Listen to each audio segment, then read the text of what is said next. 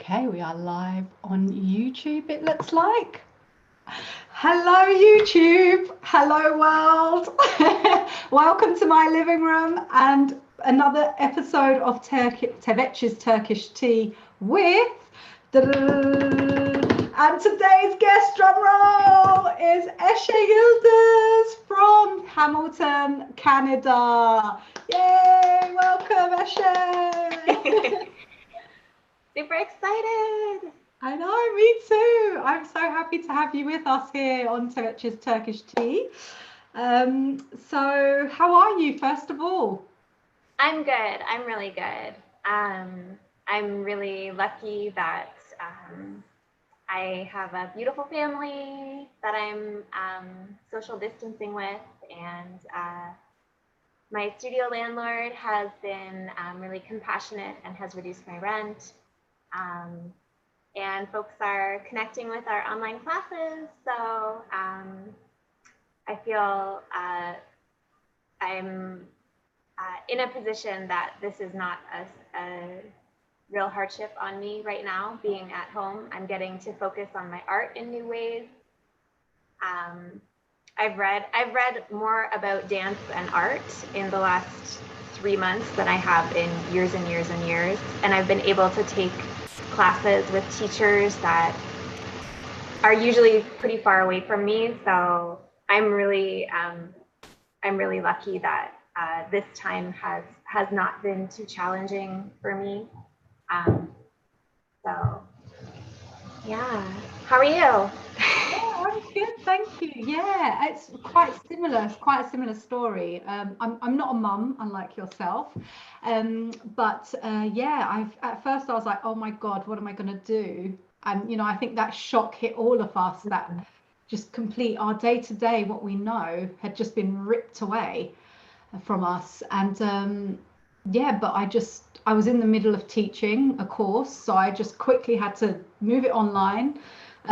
Quickly had to start doing everything from home, and yeah, I mean, it's been smooth-ish. Yeah. And I've been quite comfortable. I think I'm getting too comfortable being at home now. I don't know if I'm going to be able to integrate back into society.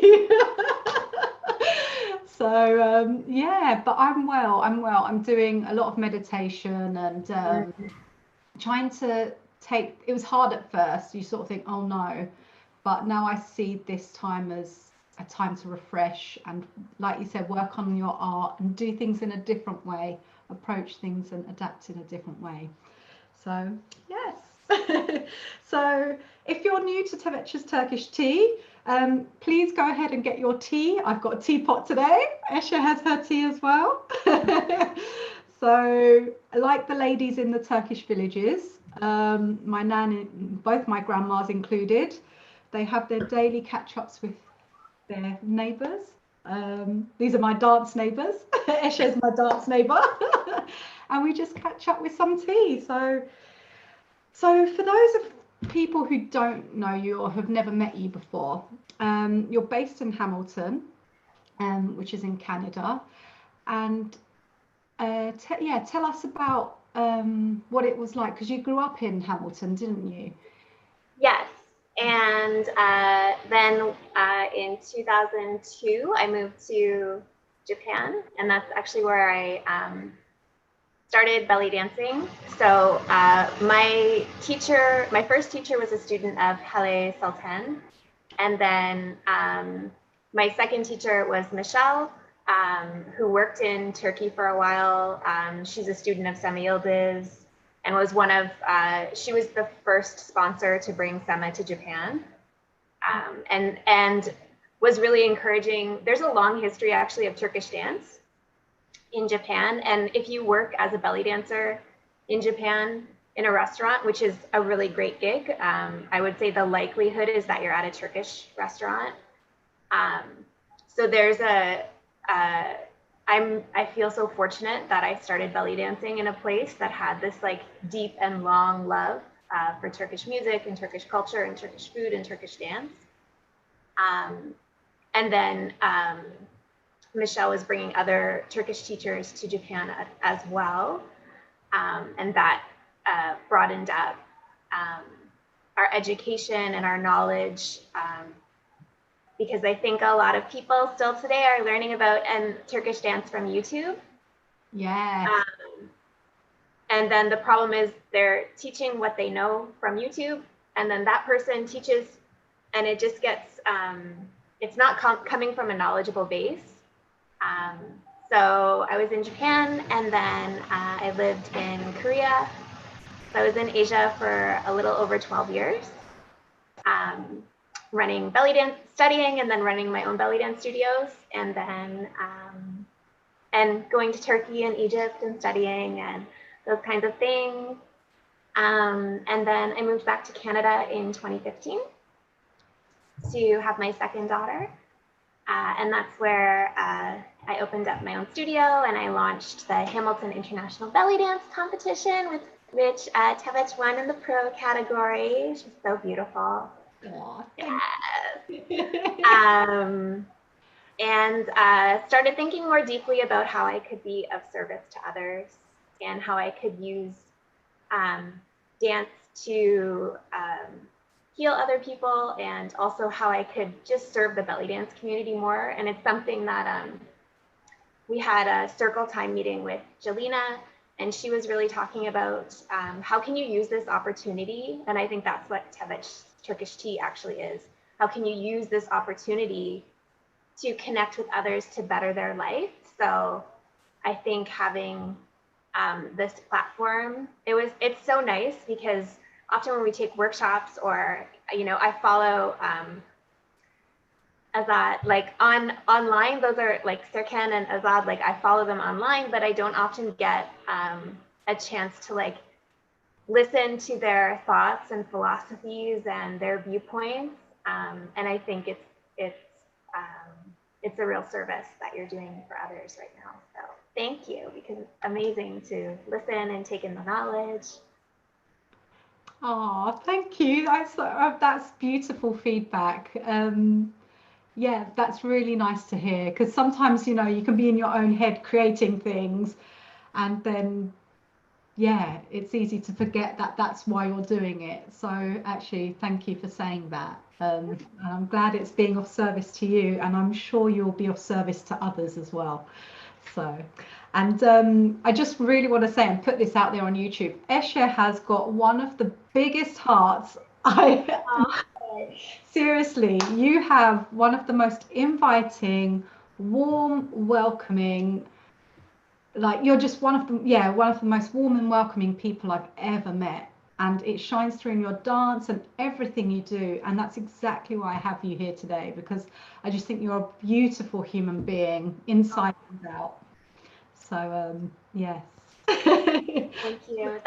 I'm trying. I really put a lot of effort into thinking about how I can be. I'm not there yet, but I really do try my best. And it's something that I always encourage in everyone. And it's the truth. I'm not always the best dancer at the show, but I'm doing my best to be kind to others. And I think that's it is something that people notice, and it's a huge part of when I see some dancers ask why they don't have the success they want. Sometimes it's just a matter of being reliable and being kind and being professional. It's not always about being, I mean, it's important to have good technique and be creative and study, but I think you need to spend time also developing the other things, responding to emails on time, sending in, meeting deadlines. I think kindness is cool. Let's put that on a t-shirt. Kindness is cool. So you're a mum, and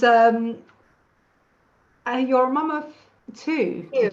Yeah. Girls. Yeah. So how is that? How is it to dance and be a mum? Amazing. When I had my first daughter, I was in Korea, and it really hadn't occurred to me that other people thought I would be retiring when I got pregnant. So some people asked me when I got married if I would retire, and then other people asked me when I got pregnant if I would retire. And actually, I did have someone try and scoop some gigs from me, saying, "Oh, so for me, I had a very both times easy and healthy pregnancy. So I was both times. My last show was within a week of giving birth, and I taught with my first daughter. I taught for 4 hours the night I gave birth to her.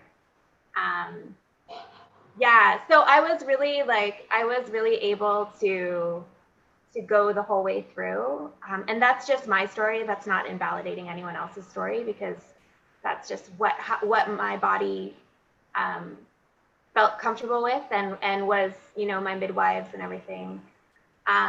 We actually taught, it was really cute. We taught our first class all together yesterday in a Facebook Live. So we did a little Kalthium combination together. They really, for them, it's really normal that mom's a belly dancer, and they come to the club shows with us, and, they work the door with their dad. Oh. Yeah, so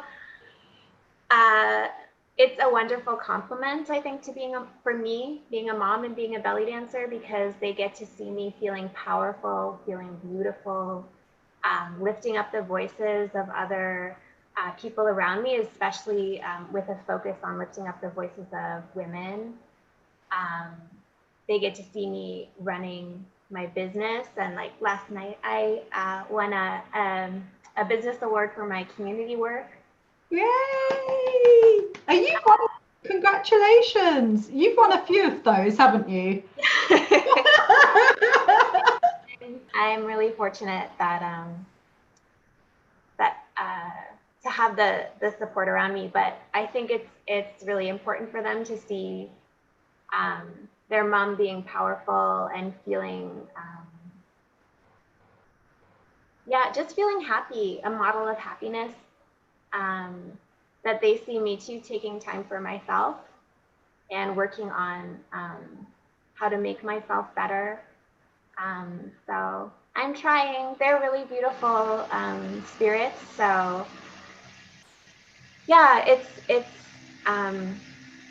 I love being a mom. I love my kids. They're like my little besties. Yes. So they're enjoying this time together too. They just don't like wearing masks. They really love all the extra time we have together, but they're really they told me yesterday that they want to do two things. They want to go to the beach, and they want to go to my mom's house and not wear a mask when COVID-19 is over. So I don't know when that will be, but those are their two big dreams. Yeah. Oh, that's so cute. Children always put it into perspective, don't they? They are beautiful girls, absolutely beautiful girls.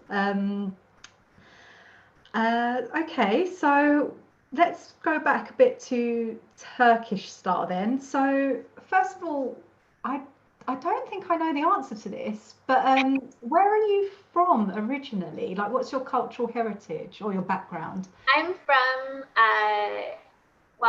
my mom is from Scotland, and actually, so they immigrated to Canada in the 50s, and then on my dad's side, they immigrated from Scotland earlier to Canada, but almost everyone. So we had, like, growing up, artwork in the house from when they came over, like my dad's side, when they came over on the boat, and things like that. So I just grew up, and then my grandparents brought their cultural dance to Canada, which was Scottish country dance. Yeah.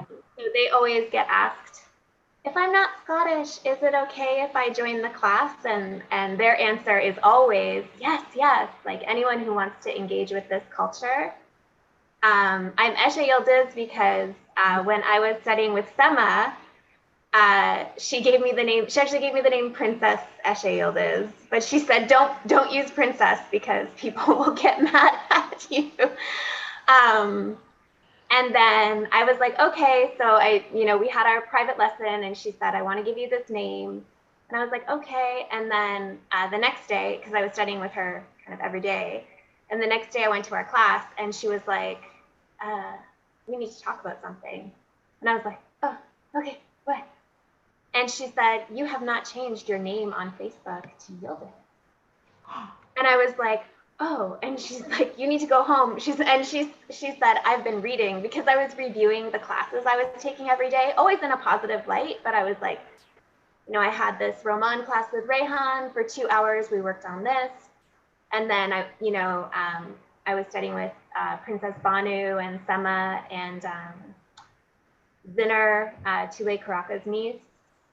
And yeah, and Sema was like pulling women out of retirement that were like 80s dancers that I wish she didn't tell me their names. She was just like, you're just gonna love this dancer, just trust me.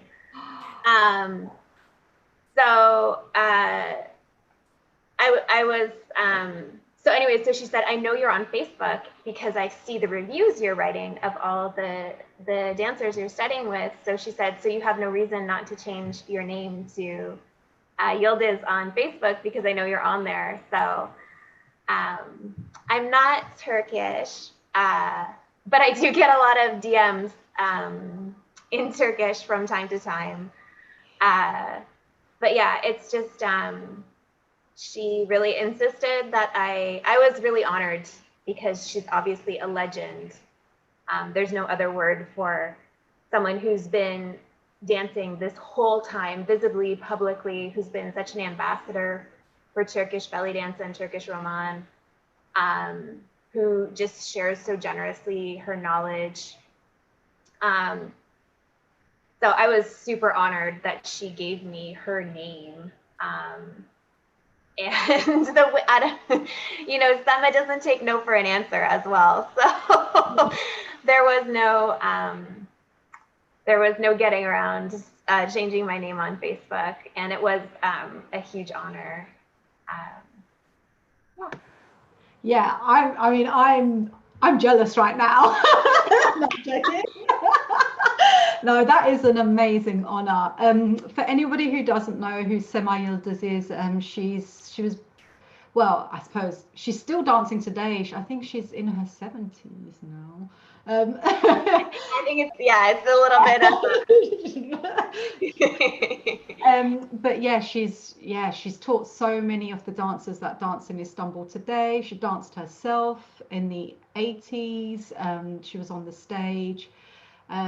Yeah, she is such an ambassador to Turkish dance, and if anyone's ever in Istanbul, definitely check her out, and yeah, take classes with her if it's possible. But yeah, that's amazing. So Zinay Karaca. Yeah. Tülay Karaca. Sorry, yeah, it's sorry. I know I say it No, don't worry. No, but I'm gobsmacked. Oh my God. Because I don't have any connections with them, but I love both of those dancers, and that is, for me, that's a dream. So what was that like? Can you remember? Or yeah, I took a few privates with her. Yeah, she's just really I feel like the same power as her aunt. So she may have gone, I'm not sure if she's gone back into retirement. When I look for her now, I can't find her as much. So I assumed that's what happened, because I know Tule and Zinner both came in and out of retirement due to marriage and kids and those kinds of things. Yeah, she was powerful. Her turns were amazing. I didn't have, actually, at the time, I didn't have, I wish I could go back, because now Tule is like my if I'm just looking for inspiration, like I just watch her videos over and over again, and I love, And I think Zinner has that same sense of like not giving you an inch and not playing. I think it's fine to express whoever you are, but I really love that it's not, I think for either one of them, about being cute or palatable.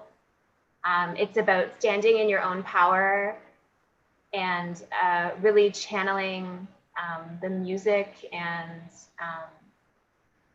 yeah, I just, I knew who her aunt was, but I didn't have the same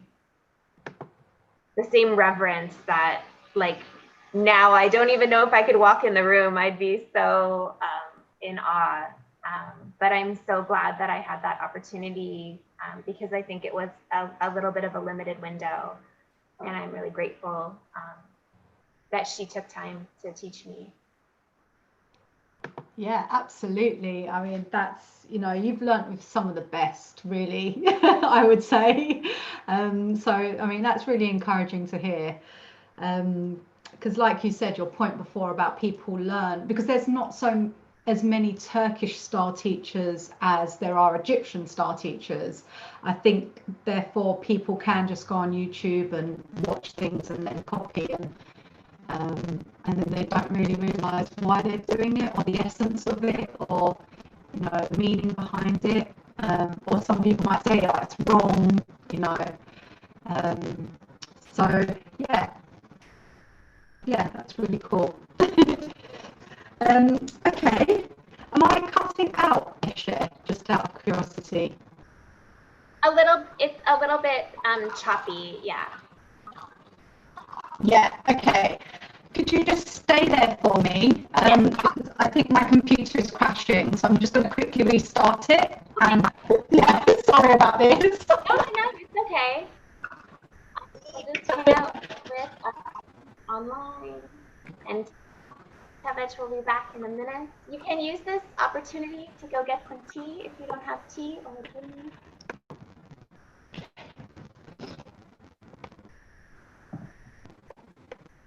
We'll be back in a second. No. If you have a question, you can type it into the YouTube feed.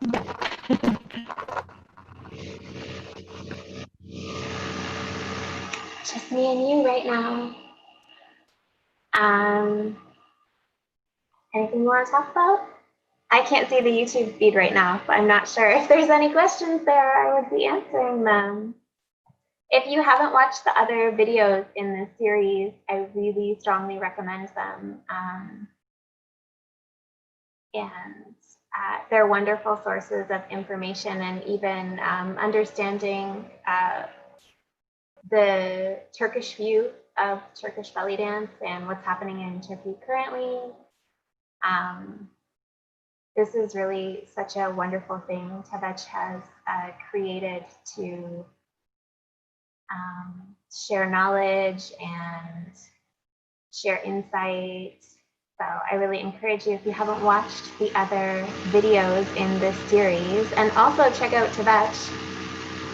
She's doing a floor work series right now on Monday night online that you can join from anywhere, and she is an amazing, charismatic, strong, charming, really, she has great nuance with the music. And I think that it's really important that we study with people of the culture if we want to know about Turkish belly dance or Egyptian belly dance or Turkish Roman, whatever you're really interested in and passionate in. It's important to support people of the culture and make sure we're really directly benefiting them for sharing so much with us. I'm not sure how much longer I should keep talking. It's a little bit weird. I feel like I'm talking to myself in my room right now. Yeah, I met Tevec when she came and competed at Hamilton International Belly Dance Competition. She took first place in the pro category. She did an amazing piece with zills and veil and floor work. and Shiftatelli. It was amazing. You should go see it. It's on YouTube. Hi. Hello. Sorry about that. My laptop is about 7 years old now, and I think all this new technology just sometimes seems a bit haywire. Sorry to leave you, my love. But I checked YouTube on my phone, and you were still talking, so it didn't cut out. So yeah, I didn't just sit here and look at the camera. I tried to keep talking. Oh, thank you. Yes. So where were we? I think we were talking about YouTube. Yeah, so your point about YouTube and yeah, people learning with people of the culture. Yeah, absolutely. And then also, I'm going to be frank here, if you don't. So I'm going to be very honest and open, but also it means when people like me look at people like you, us and them, I'm not saying this in the right way at all, but you know, I can look at you, Eshe, and I can be like, oh, she's Turkish, or oh, she's got the knowledge, oh, she's, you know, so I adopt you now as one of our own, you know, and I mean that with lots of love. And it's not derogatory in any sense. No, you know, it's said with respect and love towards you because you've put in the work and you've put in the effort to do your homework. It's really, and I know too, this is a complicated issue because, you know, I'm paying, for example, Rehan, and then for me, I mean it in an honest way. I ask her, is it okay if I share what you shared with me? And her answer is always yes. And her perspective is that God continues to give her inspiration because she gives it away to others. And if she didn't continue to give it away to others, God would not bless her with new ideas. And but I actually get quite, I lecture quite sternly in all of my Turkish workshops and classes that this is a vulnerable dance. And when you put up a video and say it's Turkish Roman and you're just slamming your hips and swishing a skirt around, that is a threat to the culture. And, you know, when you're dancing off time and teaching other people to dance off time, or when you're teaching belly dance and saying it's Turkish Roman, we need to know, you know, there are clear parameters for what is Turkish Roman and what is, for example, Oriental belly dance on a 9/8. You can do that. Tule, I don't consider her necessarily that it's Roman dancing. It's Oriental to me, the way that she stylizes things. But I think I understand being drawn to the power of Turkish Roman and being drawn to the hits and that feeling, because I think in some forms of belly dance, we're not always occupying the stage from a place of power. And I think Turkish belly dance and Turkish Roman, there's a lot of power and strength and, you know, unapologetic being, and also rawness. We're like, so we're not restraining ourselves. We're going to jump and flick and, you know, make stabbing motions and cuts. And I understand completely being so pulled into the style and excited about it. But the danger is when you don't know enough about it and then you say, I'm teaching a workshop on Turkish dance. I'm teaching Turkish Roman. This is, you know, if we think about dance, it's a super vulnerable dance. And I think I'm really glad that there's YouTube channels that are popping up showing us so many. It's a blessing to me. This is what Turkish Roman looks like in a Turkish neighborhood with only Turkish people. And we can talk about, you know, how having a camera there changes things a little bit. But for the most part, you know, you're watching how, you know, someone who is Turkish is entertaining other Turkish people and what the crowd likes. And you can also see sometimes what the crowd is not so into. But it's really, it means so much to me. Like, from time to time, DJ Yilmaz will send me a little message or... no way! Yeah, yeah. No, you have got all the connects. But but it really, it means a lot to me when someone says to me that, you know, if they're in, like when I was in Japan and someone would say, you took me home tonight, you took me back to Turkey.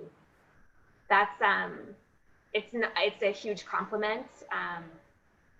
When I danced, Sema got me a show at the Gar Casino. Wow.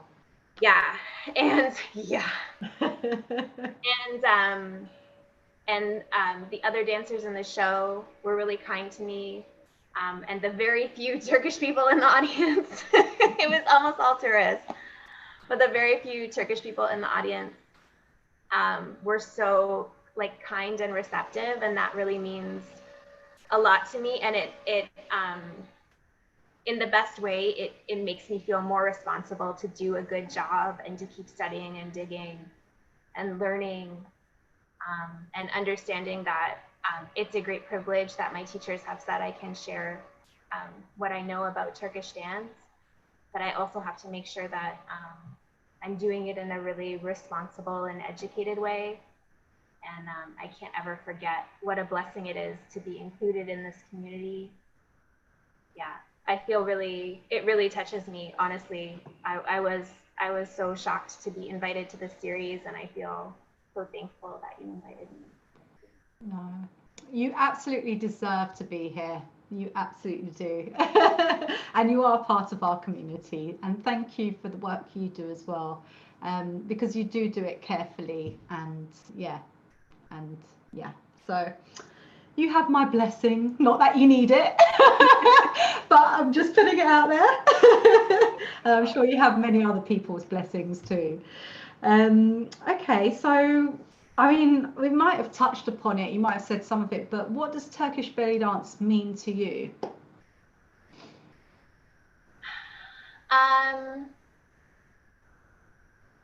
Oh, so much. I think you've said this before, that I feel like there are some, you know, some of the focus.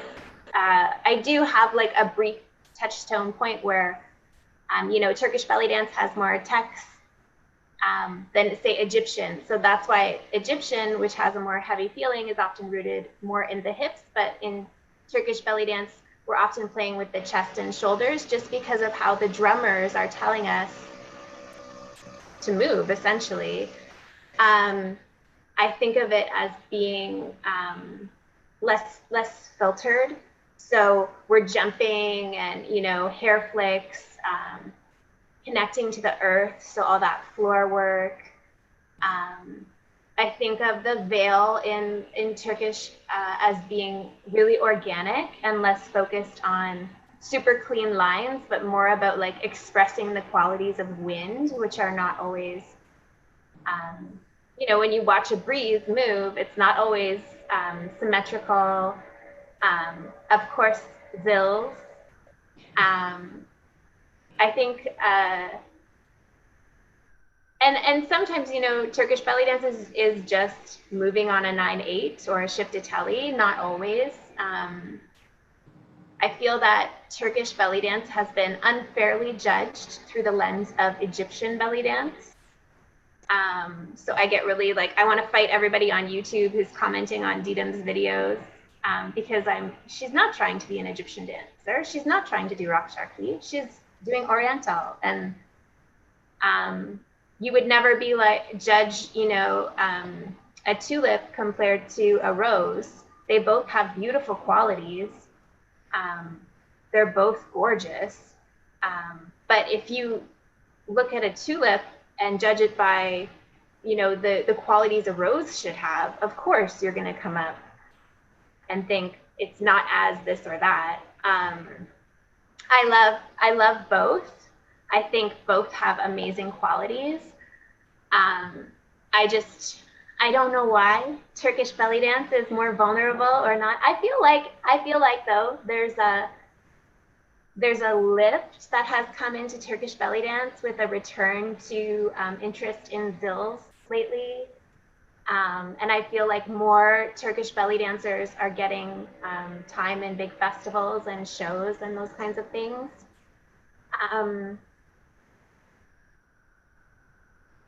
Yeah, I think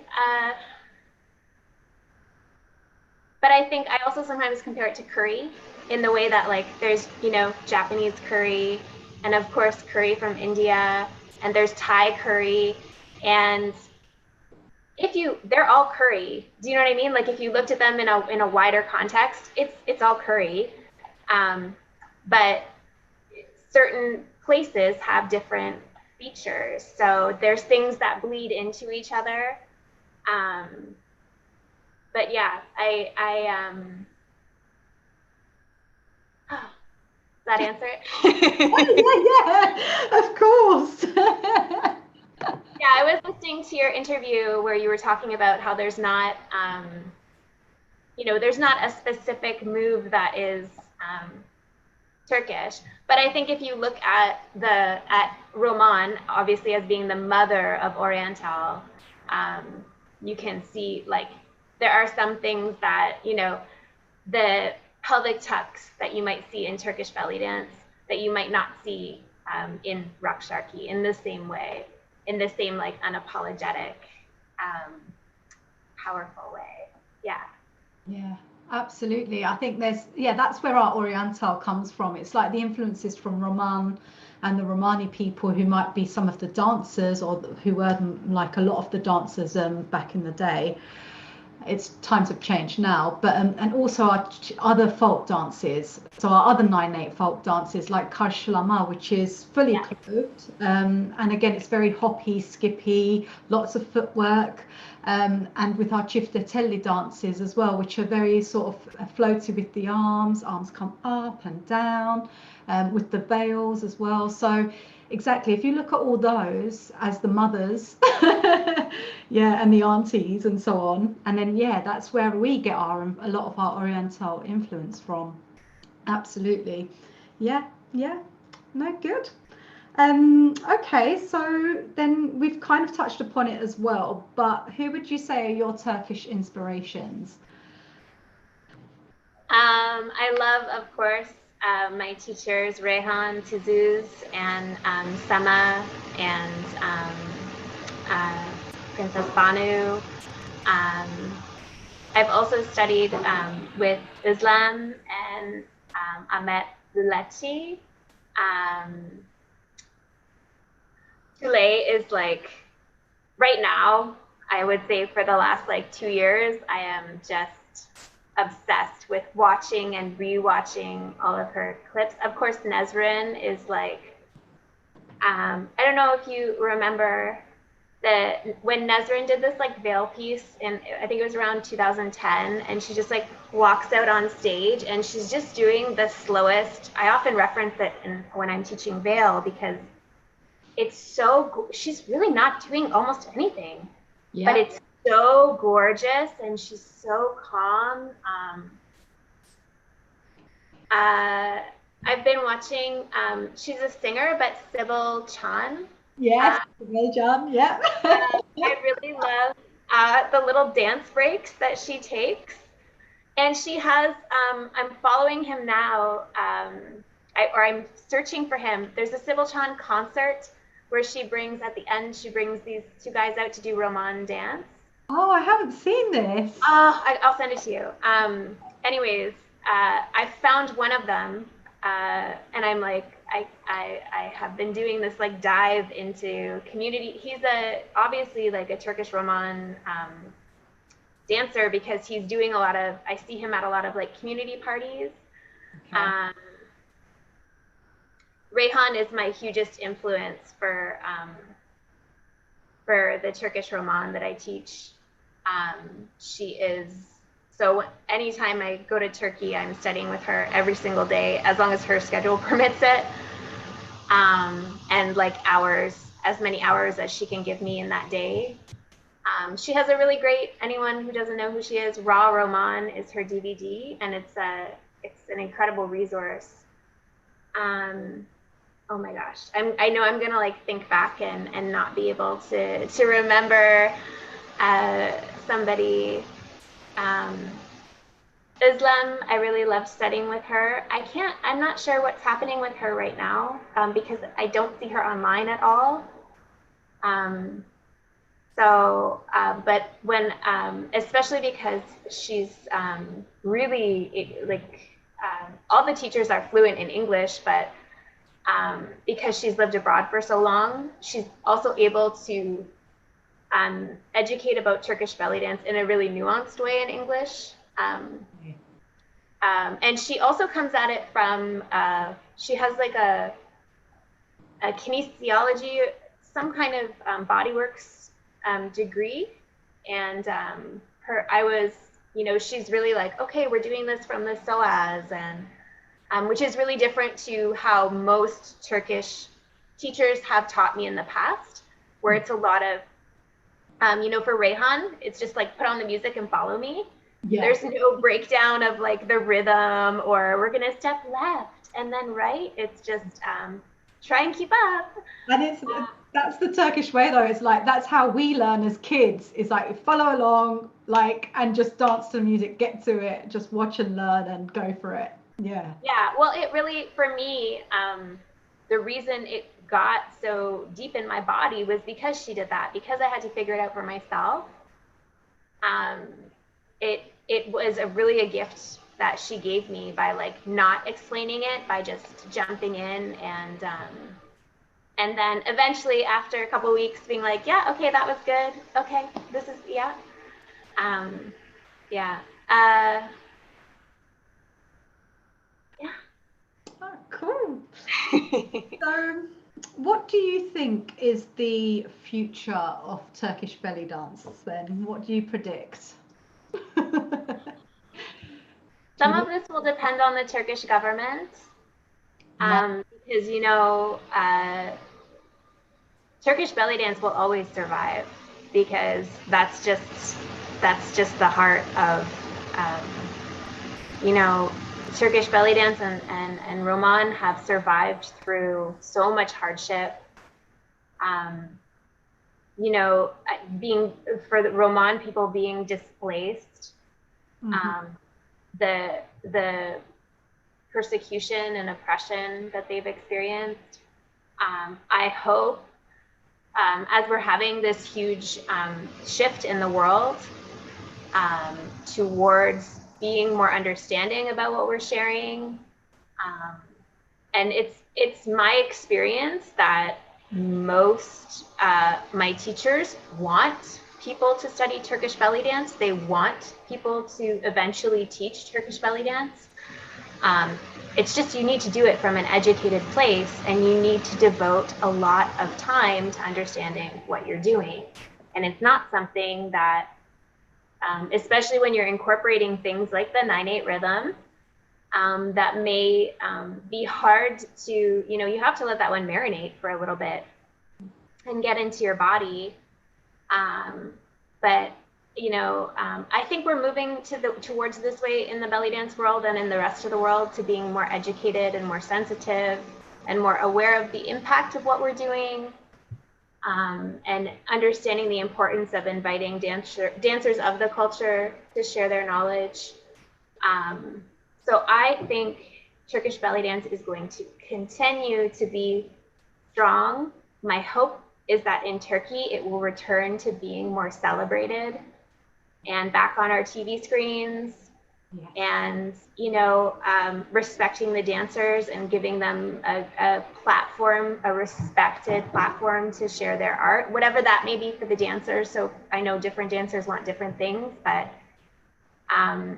if somebody wants to be on television, I hope that they get back to being on television. If anything, we see that Turkish belly dance has always been resilient and strong and never wavering in those kinds of things. It may be pushed off TV and into a club, and then into a smaller club, and then into a smaller club, but it's not going anywhere. I hope that more space is made for Turkish belly dance in big events. I hope people come with reverence and start to appreciate Turkish belly dance through a Turkish lens in the wider belly dance community, and learn other names other than Didem. Although I think she's obviously, you know, the rubber band girl is amazing. I love her so much. But there is a wealth of inspiration that's out there for people to dive into. Ozgen has done a really great job of archiving old belly dance film.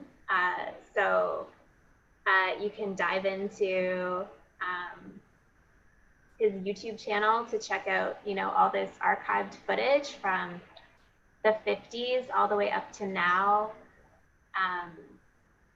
But yeah, I think Turkish belly dance is so strong, and you know, Turkish people are so strong. It's just going to be, unfortunately, the government controls, you know,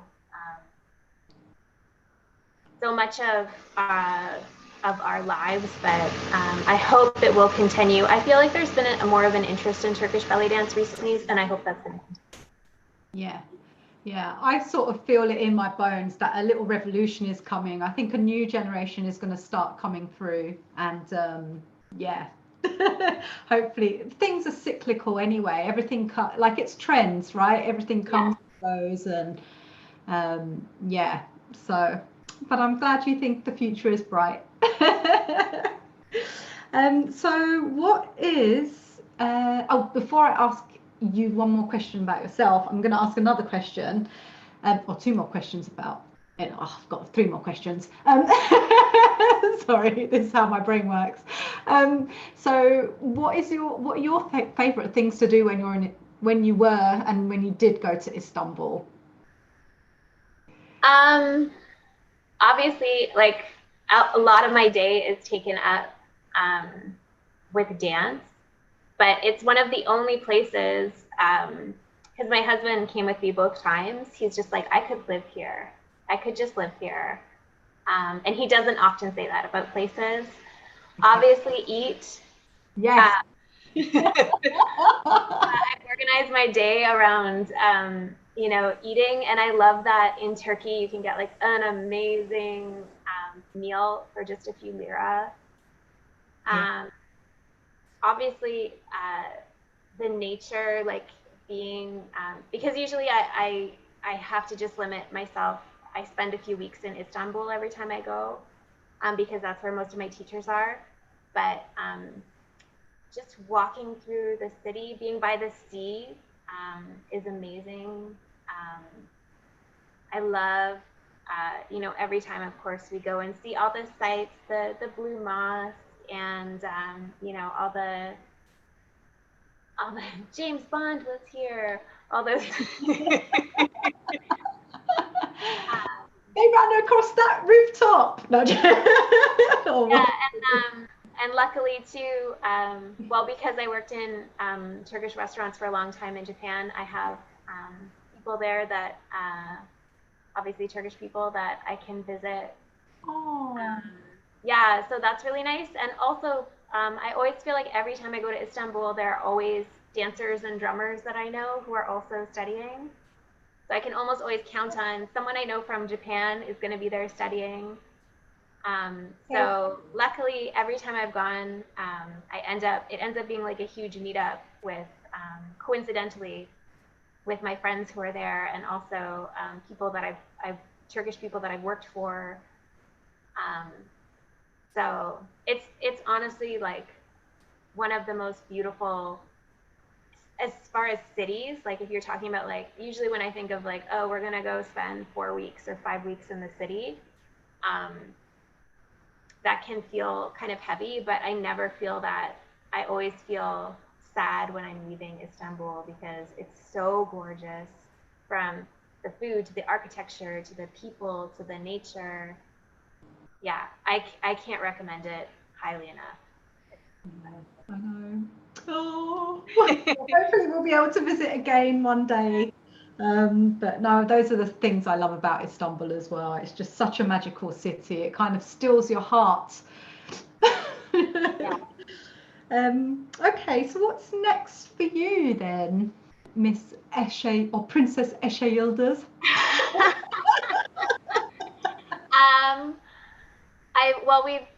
We completed last week taking in all the video entries for HIVC. Yeah, so we decided, the royal we, I decided to take the contest completely online this year. So the judges are scoring all of the videos, and then we're going to have a big celebration and reveal at the end of the month, June 28th. This weekend, we've got glitter. So we have dancers from all over Canada, all the way to Norway, who are going to be performing. And I'm still teaching my online classes, so doing that as well. And of course, studying with so many dancers. That's so cool. That's so cool. And I'm really happy to hear that the competition is still going ahead, even in these times. I think that's really cool. And there's no reason why you can't move that online. Yeah. Well, I just wanted dancers too to be able to, because I was reading people who were just like, you know, I'm not going to have anything on my resume this year. I haven't met any of my goals this year that I set. You know, understandably, all the competitions I entered are all canceled. And I just thought, we already have this platform that works, and I already know how to work it. So we just need to make a couple of tweaks to make it work online. But yeah, it's all part of being of service to others and figuring out. So a lot of dancers wrote me that this was giving them something to work towards during this time when they kind of felt maybe a little bit aimless in their dance journey. Like they didn't feel, oh, I need to sit down and practice today because, so yeah, I'm really happy to hear. That's good. That's really good. So then, obviously, as usual, the first round is online, and then they get feedback from online judges. Yes, so they'll be invited to perform, and then after they perform, we'll announce the results. I just didn't want, so the results are actually all coming from the video scoring, because I didn't want, for example, someone's in the middle of doing their piece and their internet goes out. Oh, of course, yeah. Or, you know, if there's a lag in their internet or something, and then their dance is not synced with the song. I didn't want someone to lose points for something like that. Yeah. Or the judge's internet goes out and they can't score. So it'll be just an opportunity for them to share their dance. The celebration is really about like highlighting these dancers, and then we'll reveal the standings and the judges' designations and things like that live and online. So there's that element of connectedness, I think, instead of just like, here are the results, just mailing them. Yeah, I think that's a nice touch actually. And it then has that whole energy of everybody being there, and they reveal the answer, and you know, it has that competition feeling to it at the end as well. So, oh well, good luck to all the participants. Fingers crossed. So I'm going to lead on to probably my last question now, Eshe. What advice do you have for dancers looking to do Turkish style? I would say start off with actual Turkish dancers. And if you can't get access to Turkish dancers, well, there's online or video, or like I said, like if you're into Turkish Roman, there's her DVD is a great stepping stone. Elizabeth Strong also has a great Turkish Roman DVD. And Ruby Bay, who's an American but who spent a lot of time working on her Turkish, has a Turkish belly dance, and she does at the end of the DVD a brief Roman section. So those are, you don't have internet but you've got a DVD player options. I would really say make sure you're starting off with someone who knows what they're talking about, or someone who's in close proximity to people that know what they're talking about. Consider you know, labeling carefully. I think it's totally fine to do Turkish Roman fusion or theatrical Roman. If you're really attached to your skirt and you want to flick it around, I don't have any objection to that other than when you label it Turkish Roman. Yeah. There's no need. If you're going to a Turkish Roman class, there's actually no need for you to bring a skirt. And that would be my first red flag. If someone said, make sure you have a 25-yard skirt. There's nothing in Turkish Roman. I'm just saying, there's nothing in Turkish Roman at all that has anything to do. You would never wear a skirt like that because it would block your footwork. And your footwork is what makes the whole thing sing. So if you can imagine going to an opera class and someone saying, okay, make sure you bring a mask for your face. Why would you? But yeah, I think making sure you're studying with people of the culture or people who are studying with people of the culture and who can, you know, say to you, look at this video, this is where I'm getting it from. Yeah, I think it's really important just to be clear. Or I'm just belly dancing on a 9/8. I'm not necessarily doing anything that's fine too. If you want to be creative, just label things honestly and say, this is my fantasy Turkish piece. This is how I think that's totally fine. And I don't think anyone that I know of anyways who's Turkish objects to that. I think it's when you say, I'm doing Turkish Roman and you're punching yourself over and over again off beat. That's where I have issues with people, you know, saying they're doing some kind of Turkish belly dance or Turkish Roman. Is that these are really vulnerable dances, and you putting that piece into YouTube or teaching, it has a wider ripple effect that's really dangerous to the culture. Yeah, I think that's good advice, Eshe. I do. Yeah, I think that's really good advice.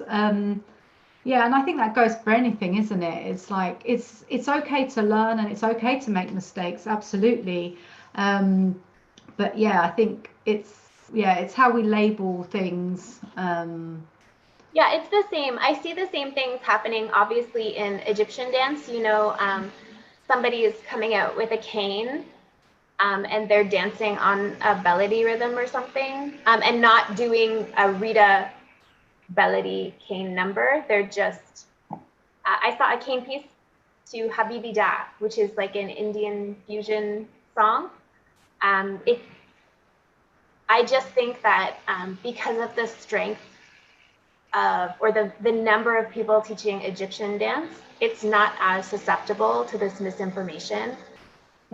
Turkish, I think there's like a similar situation with Iraqi dance happening right now that is getting, there's some steam happening there where people are saying, okay, so this stuff that we're watching, you know, maybe coming out of Europe that is also specifically made for a competition circuit that's kind of insular. But the problem is that now all these videos are going online under the umbrella of Iraqi dance. And then people are thinking this is the culture when it's not. It's a European competition circuit. So I think the same way that there gets to be, yeah, people are just following things that they see maybe on YouTube instead of plugging into a resource. I did a little plug for your floor work Monday night class. But thanks. I think that, you know, taking, so the same thing actually you were saying about that Turkish isn't necessarily a set of moves. When I took a floor work class from Islam, it was all stuff I knew, but taking the class allowed me to see, okay, you know, floor work is the big thing that maybe links it to Turkish belly dance. And it's not necessarily that a Maya on the floor is Turkish. It's just, you know, these are common moves you can do on the floor.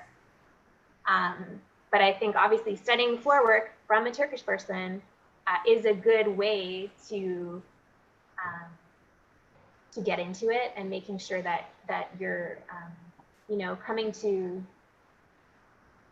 dance with knowledge and not just fantasy or some kind of artistic reconstruction that isn't really rooted, because Turkish belly dance and Turkish Roman is rooted in a place and a people and a culture. So it's important that you're anchored to that if you say that's what you're doing in a video. Yes, absolutely. I couldn't agree more. Absolutely. Yeah, I think that's it. You learn, even though you might be like, oh, I didn't learn any new moves or anything. You learn the essence, you learn the structure, you learn the history, and that is all a big part of it as well. Yeah, absolutely. And putting, that redistribution of wealth, where you're actually putting money into the hands of Turkish people or people of the culture, and making sure that in a direct way, you're benefiting the people that are sharing so much with you. Yeah. Ah, that's lovely. Thank you. You're so lovely. Do you have anything else you would like to add, or anything you want to share with our viewers today? I'm just so excited to see where this series goes, and I'm so grateful to have been included. And I just thank you for this resource that you're creating. Oh, absolute pleasure. Thank you for being here. Thank you for being open and honest, and expressing your views.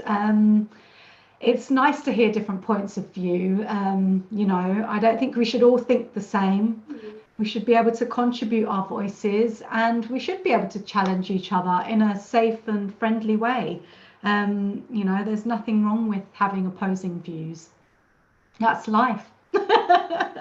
But please keep being you. Please keep having that big heart, and doing what you do, because your work is so important. You're a big inspiration.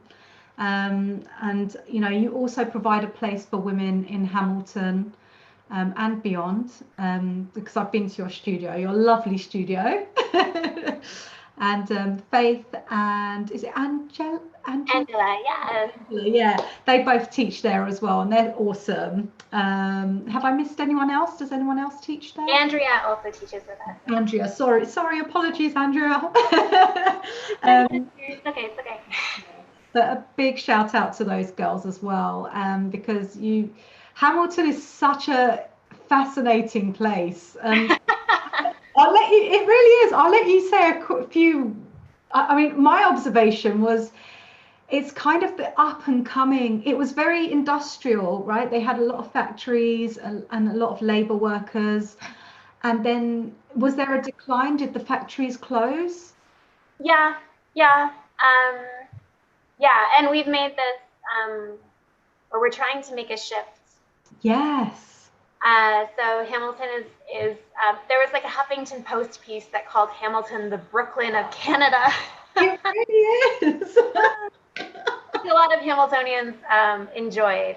So yeah, I think Hamilton is trying to make a pivot to, it is already starting to be known more for restaurants and having art festivals.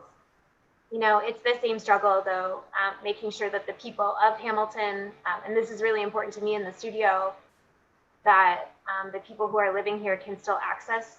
Like, what's the point of having a city filled with art if the people living there can't afford to access it? But yeah, it's we're trying. We have a bit of a rough. I think we're characterized as, up and coming is a really nice way to say, say it. I mean, I know, because there's areas in London like that where it's like, they might historically be poorer parts of London, for example, and then the richer parts of London become so unaffordable that people have to move out, and then they go to the poorer parts. It's really we have a lot of people now who are coming from Toronto who've moved to Hamilton. Exactly. And so I know that struggle of the people who have always been there, how, the estate agents and then, the politicians and so on can forget and neglect the people that have been there since the beginning while everything is regenerating around them. Um, what's the word that real estate agents use? Gentrification. That's it, gentrification. So if anyone hasn't been to Hamilton before, am I right in saying Hamilton is going through gentrification Yeah, at the moment? yeah, Yeah. 100%. Yeah. Yeah. So, but I absolutely loved it. I loved that.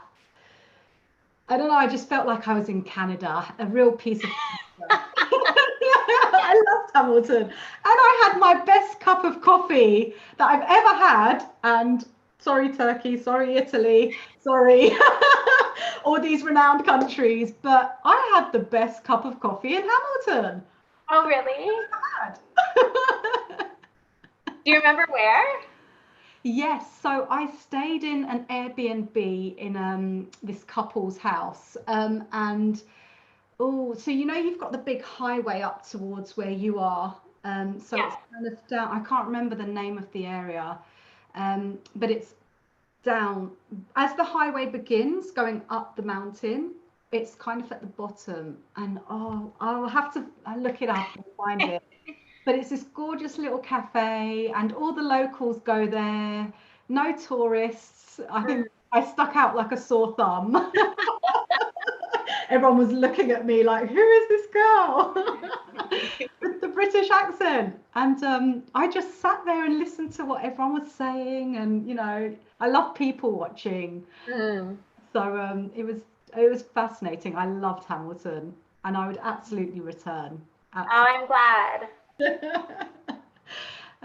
Yeah, sorry, I've gone on for way too long. Right, okay. So I've included the link of how you can get in touch with Eshe, and if you want to take any classes with her in the description box. I've linked to Hamilton Bellydance, the main website, and Instagram. And please do get in touch with this wonderful lady. She's doing amazing work and she's a wonderful human being. Thank you so much for being with us today, Eshe. Thank you. Okay, stay there. I'm going to say goodbye to YouTube. My brother was the only one who made a comment saying belly dancers always talk about food. Ha ha ha. You. We do. Okay. Oops. Apologies. Right. This is where we need some elevator music. I'm just going to end the stream. Goodbye, YouTube.